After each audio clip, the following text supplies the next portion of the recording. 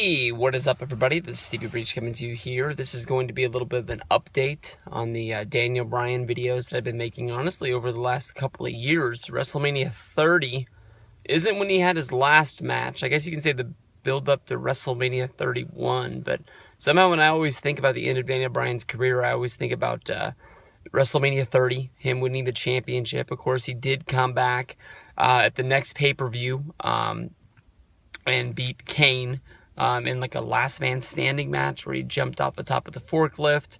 I think he ran him over with a car during that match. And then that is basically when he was stripped of the championship after that, when he was deemed unable to compete.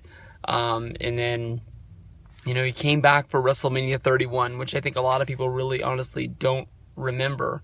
And then right after WrestleMania 31, I believe in one of the first matches he had for a SmackDown taping, is when he sustained his last concussion, when he was injured by Sheamus. Since then, Daniel Bryan has been doing everything humanly possible to be able to come back and compete. You've been seeing a lot of these storylines play out on Total Bellas, as well as with Total Divas. With these, they've been saying that basically Daniel Bryan's career is over. But anybody who's been listening to podcasts, anybody who's listening to interviews, such as the Daniel Bryan interview on this week's Edge and Christian podcast, if you're not listening to that show, each and every week they have a really good interview. They have sort of like sub shows that come on there, like Tommy Dreamer's Tale of the Indies, everybody's favorite Luke Cage 29, aka Luke Cara, was featured on I think like the first 2 or 3 episodes. And honestly, if it wasn't for Luke being on those shows with his impression of the Think, I don't think that I ever would have listened to the show, and I'm really glad. I think it comes out on Fridays, but to me, I always listen to the show on Sunday mornings when I'm leaving to go to work and when I start work. It's sort of what I like to listen to on Sunday mornings. It's a really good, entertaining show. But on that show, Daniel Bryan sort of explained his story and wanted to tell the true side of everything that is going along with his wanting to compete, and if he's going to be able to compete. We all know that WWE has done everything they can do to close the door on Daniel Bryan being a wrestler. Basically, Triple H asked him to come back and be the voice of the Cruiserweight Classic, which he did come back and he did enjoy. He said it was fun being a commentator for the tournament. He liked that he was able to get some of his friends over, and some people that he had never met, that he enjoys helping in the wrestling business, to achieve their dreams of reaching WWE, which is what a lot of people strive for when they're wrestling on the independent scene. He did boldly say that he was not asked if he wanted to become the general manager of SmackDown. The story has been out there for a while that it is honestly a job that Daniel Bryan does not enjoy and that Daniel Bryan did not want. I can honestly tell you that on watching SmackDown, I've never been able to tell for myself that Daniel Bryan didn't want to be there. It's not like he's really phoning it in. I think that honestly he's counting down the days on his contract, hoping that it ends soon and that he would be able to pursue his dream somewhere out there.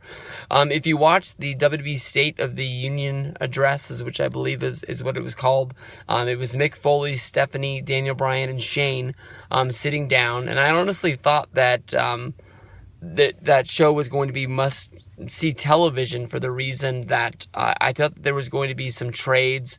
I thought that some acquisitions, some people would be moved, and that's why it was going to be there. It ended up just sort of being them talking smack back and forth about the Raw and the SmackDown brand. During that, Mick Foley brought up the fact that Daniel Bryan didn't even want the job that he was in now, and that sort of brought the whole story to light and put a realness behind it. Basically, in the interview on the Edge and Christian podcast, Daniel Bryan said, he's very bold for coming out and telling his side of the story, especially with him being under WWE contract. But then going along with it, maybe he knows that he's in a place where WWE is not going to release him because they don't want him to wrestle anywhere else, or they would have released him already to let him go out there and pursue that dream. Is that basically he is not able to be cleared by the WWE doctors. But while looking for a second opinion, he did go to UCLA. When he did go out and try to get a third opinion, he went to sort of some they're not doctors, but they're doctors. I think the way that they sort of put it was they were sort of hippie doctors that sort of are trying to bring the new wave of finding what is going on inside people's brains. And when he did find out that he had the lesion on his brain, he came out and he did retire in Seattle last year. No, it would be the year before, I believe. And when he did that, he did an interview on ESPN Sports Center, talking about his career and talking about concussions in wrestling. And this was able to get the attention of one of the doctors that had tested him in the past, who I don't believe, it sounded like, was a wrestling fan, but knew Daniel Bryan and was on his television and watched the interview. Daniel Bryan said one of the reasons why he was no longer able to compete was that he had a lesion on the brain, which he believed was a cut on his brain, or have an opening. When you think of a lesion, that's what you normally think of on the human anatomy. But the doctor called Daniel Bryan and said to him that in medical terms, what a lesion on the brain is basically there's just a spot on the brain that they just don't know what it is. It honestly could be anything. It doesn't mean that there's an open wound on his brain and that's what's stopping him from being able to wrestle. Daniel Bryan at this point right now is trying to pursue anything possible to get back into the ring and do what he loves. He was asked by a WWE employee why he still wants to do this now with his daughter being born and risking a future with his daughter, where he would get injured in the ring one more time and not be able to live a full life that he would right now. I think a lot of what Daniel Bryan is doing is that honestly he's just not able to. He wants to be able to stand up to the man, I think is the best way to say it. He doesn't want to shut down his dream because somebody else is saying that he has to shut it down. I think that everyone knows that Daniel Bryan has options, whether if he wants to wrestle on a grand stage, whether if he wants to wrestle for New Japan Pro Wrestling, if maybe he doesn't want to go to Japan and he stays here in the United States, he could wrestle for Ring of Honor, or he could just become a weekend warrior where he picks his spots and wrestles independent shows. And I would think that at this point, especially with the Daniel Bryan that I've come to know from listening to interviews and watching him on TV, I don't think that Daniel Bryan is all about making the money. I think that no doubt in his mind he knows that he's a star and he's not going to work for free.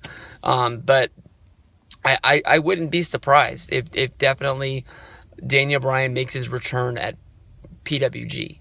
And then maybe Daniel Bryan wrestles on spot independent shows where he could be sort of the main event guy, and just sort of have fun at doing what he is doing. One of the facts that he says in his interviews, he keeps pointing out the fact that Jerry Lawler as well as Terry Funk, now in their 60s, it's hard to believe that Terry Funk's only in his 60s, and that's something that honestly I would want to look up because I'm not sure of that fact. When I look at Terry Funk, I would expect him to at least be 70 years old, but maybe it's just how Terry Funk is made, but how they're still able to go out there and wrestle. Terry Funk doesn't wrestle all that often. He's had 500 retirement matches as well as 500 retirement tours. But Lawler is a guy out there always wrestling at shows. He wrestles a very safe style where he doesn't have to take that many bumps and doesn't ever really get hurt except for the night he had the heart attack on Monday Night Raw. But that hasn't stopped him. Anybody who knows, Lawler's still out there wrestling matches. Funk and Lawler had a match not that long ago that was sort of claimed to be Funk's retirement match, but I think he's even wrestled since then. So there's no way in the world that Daniel Bryan couldn't find a way to still be able to pursue his dream. So we'll see what happens. It's a great interview. Make sure you go check out the Edge and Christian podcast. If I honestly made a top 5 wrestling podcast video right now, if I wanted to update one of the older videos that I'd made, I'd easily put the Edge and Christian podcast in my top 5. And so if you haven't subscribed, go out of your way. It's a good show each and every week. Peace out, everybody.